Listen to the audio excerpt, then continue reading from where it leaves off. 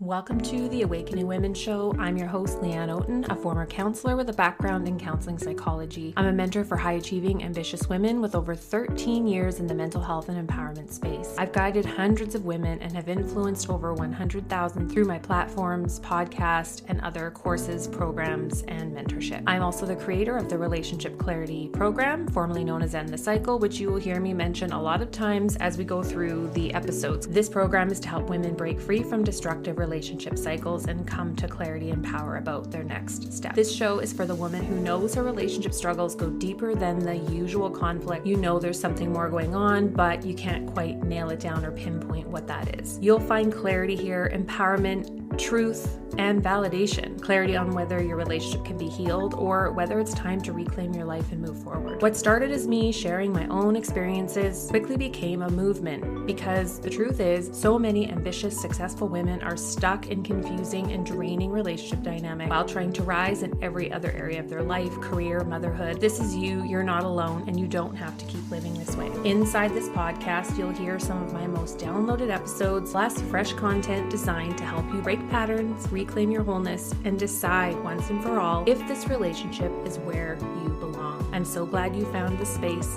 Let's dive in.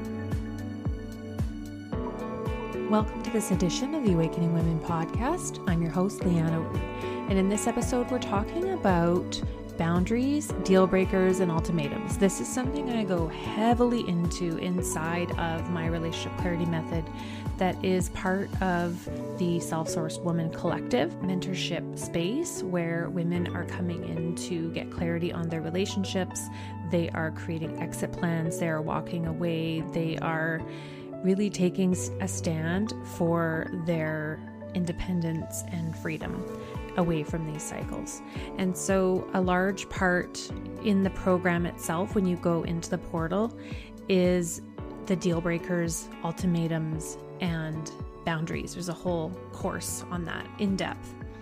And so as women are practicing those things, they're coming in the group to get clarification because this is often like really deeply ingrained stuff for women and why it is that we continue to tolerate because we don't have clarity on what our boundaries, deal breakers, and ultimatums are. In fact, most women that come in don't have any, and they aren't aware that they're allowed to have any.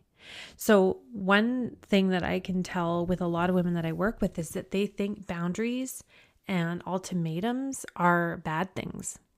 I remember coaching a woman and she thought that setting a boundary was being mean when she was dealing with blatant abuse and terrorism from her spouse that was very, very volatile. And she said something to the tune of, I don't want to be unladylike. And that just struck. This is what we walk around with.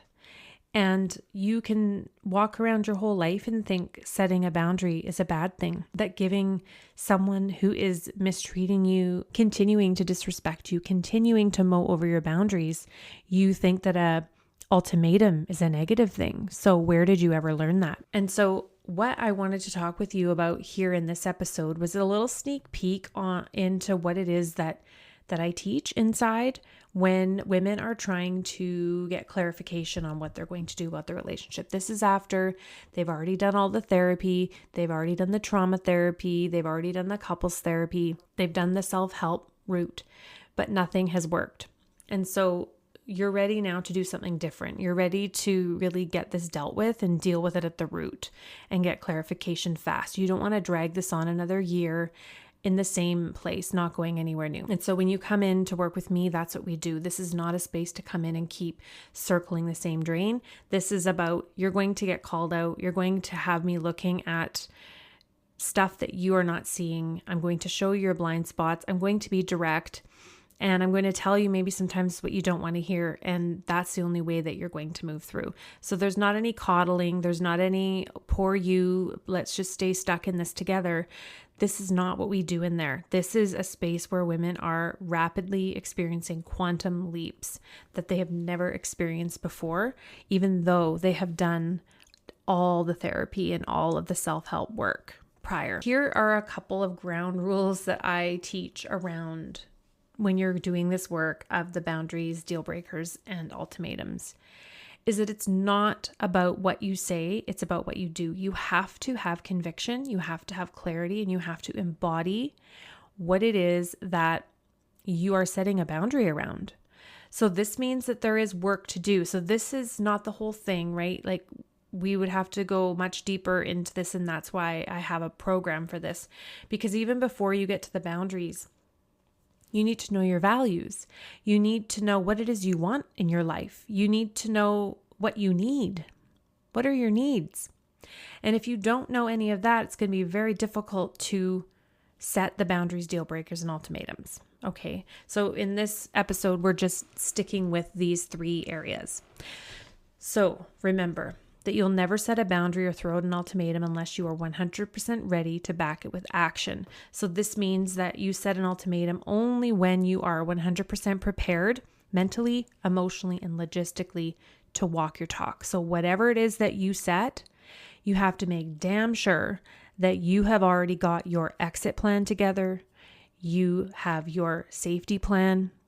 You have all of the logistics ready to go, to rock and roll, so that when you drop this ultimatum, you actually mean business. The problem when women are setting their boundaries and they're giving these ultimatums is they're saying the boundary is you can't yell at me anymore, but then they don't have anything that they're backing it up. They don't have a plan.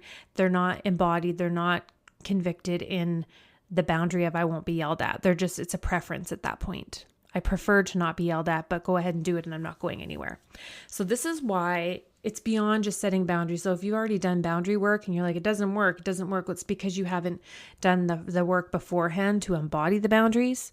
So let's just say you've done the work to embody the boundaries. You've done that inner work around knowing your needs and knowing what it is that is no longer working for you to be able to embody and stand firm in that. So there is some prep work in this. So you have to be prepared.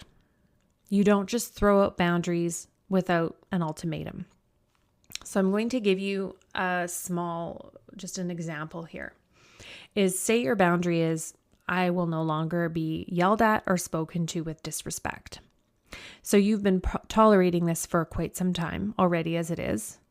And so now maybe you're at a place where maybe something happened that you're seeing it on a whole new level. Maybe the anger and rage and the way you were yelled at really rattled you in a different way this time. Something else happened. Maybe it escalated beyond what you'd seen it before. And so you recognize that this cannot happen again.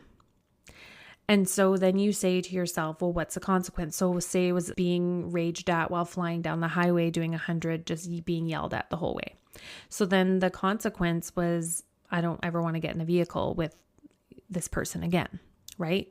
So the consequence when a boundary is crossed is, when this happens, I will leave the room, the house, go stay elsewhere, sleep in a spare room, etc. So what will it be?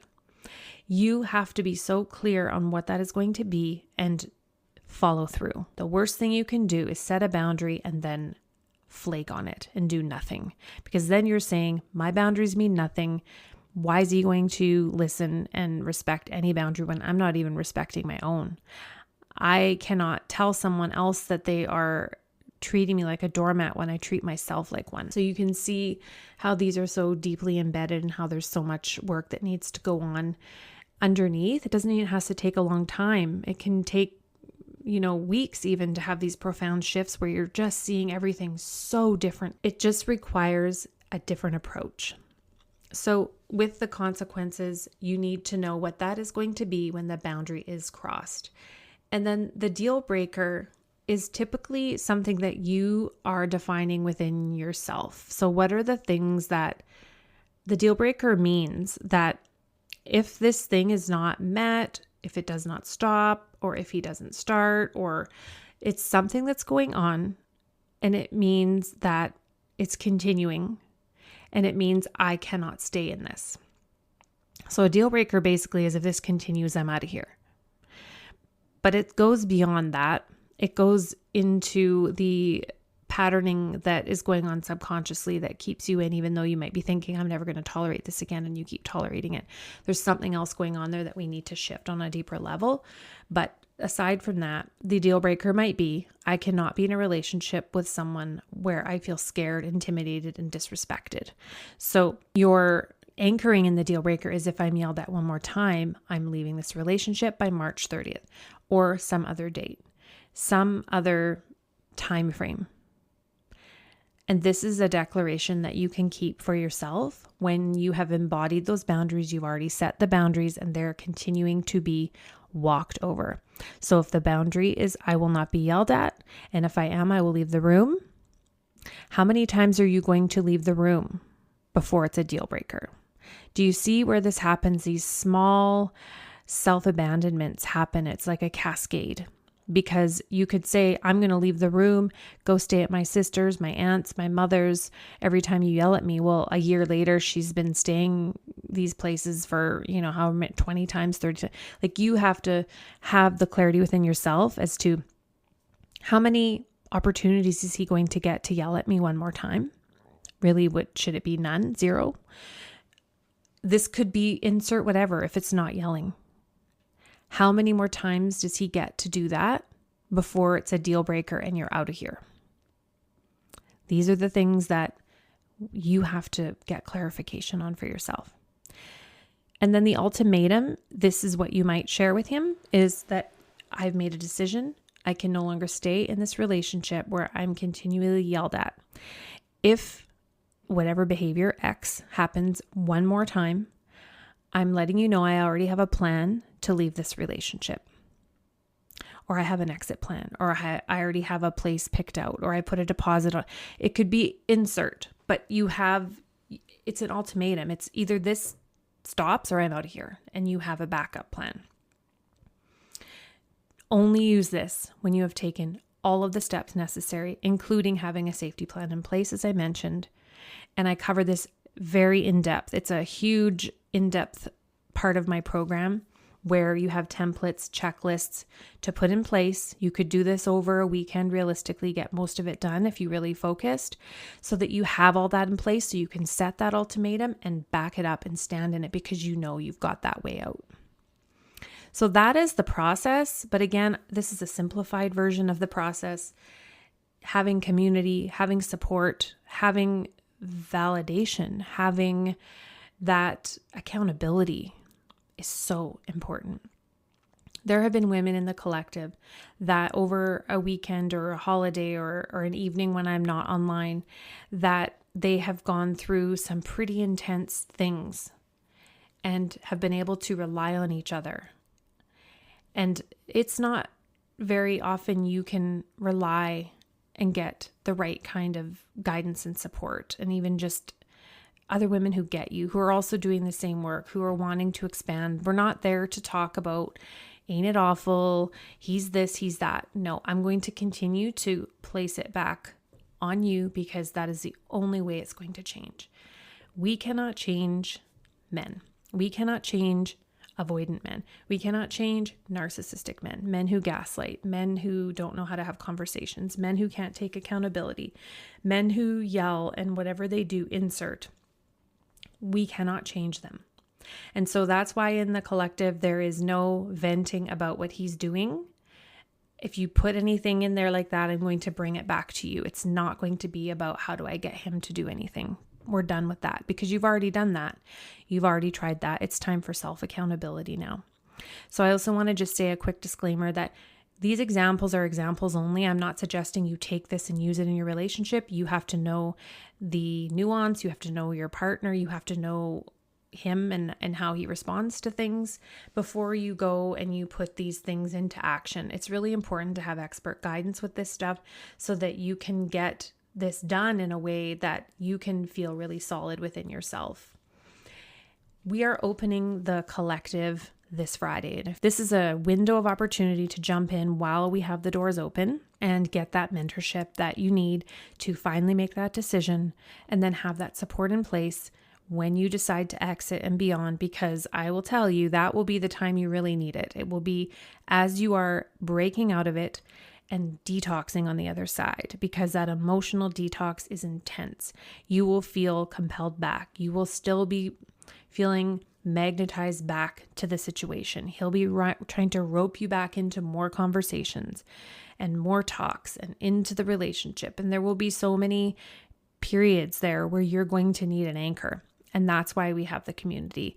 The collective does have obviously my templates, my coaching processes and all of that, but the real hub of the entire space and the intentionality of it is community. It's to bring high-level women together who are ready to break these patterns for good and never repeat them again. So head to the link in the show notes, get on the wait list. You'll be the first to know once we open the doors. I hope this has been helpful and it's given you a little bit of a framework as to why setting boundaries, that maybe you think you've been setting boundaries and why they haven't worked. Because all of these pieces need to be in place and we need to get really clear on your values and your needs before you can even get to the boundaries and the deal breakers and then the ultimatums. This can happen within 30 days, depending on where you are. Most of the women that come in are on that kind of cusp of, I'm ready to go, but I'm not quite ready. It's like you need that last kick at the can, so to speak, to really have that confirmation, I suppose, that it's time.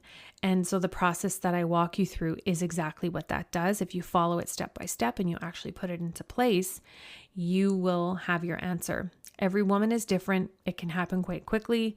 Some women come in within weeks, they have left, and some it can take longer. But the point is that you're moving forward. You're not staying stuck in the same place any longer. All right, I'll chat with you in the next episode. Bye for now.